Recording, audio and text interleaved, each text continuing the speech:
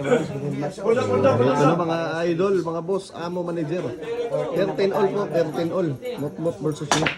Game batch. Abangan nyo po. Ito na. Palapit na yung G sa butas.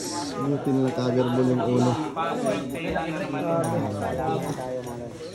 Ito na sa bula kung sino yung magdadaig sa pit rematch.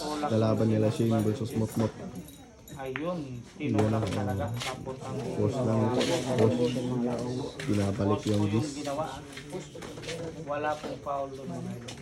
Post lang.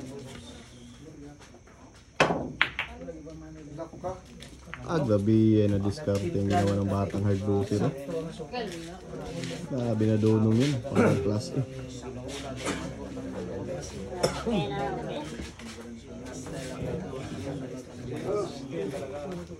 Hell match po ang nangyayari. Yan, ano. Ako, parang sinubukan ng isang motor bado. Paubusin ng bula. All one pa yung lady ko ba, mga idol. Pagting ng batang di kulay mo. Grabe yun sila. Grabe yung ginawa na sila. Tinatira ng open ball, smart.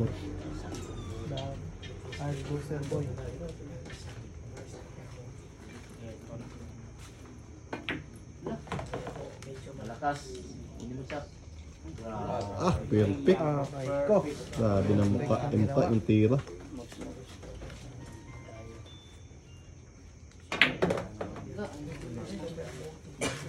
Ito na, open ball na po ha. Kailangan, hiningatan na po ni Motmot yung mga tira. Yun ulit. Para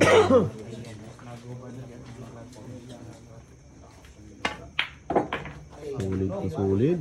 Yung tira ni Motmot. Binaklas niya yung sino yung gloves na at uminom ng tubig. Ang ating idol lady po.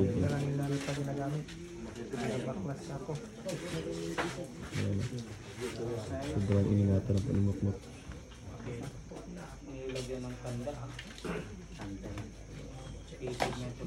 Doon pa papunta yung Motmot sa may tanda. Yung bola mano.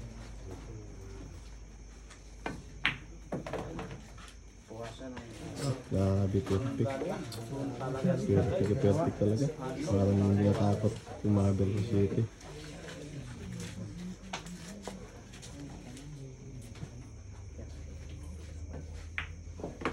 Hindi, nagsakan lang. Sabay pa siya sa is. Limang bola na lang. Para manalo na pa si Motmot.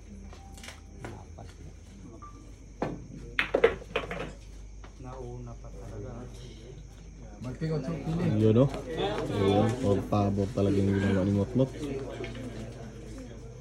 Batang palaban ng Iligan City. Yun o. Ay! Muntik ng may sukats na naman. Grabe nun. Muntik talaga yung may sukats. Grabe wala nang gamot. Parang wala nang gamot. Tatlong bulang yun.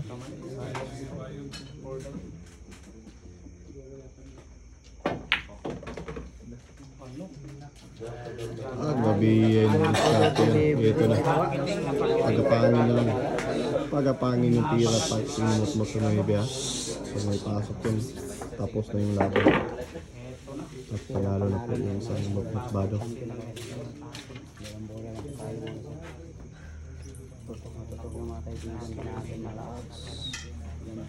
Passable pa po yun.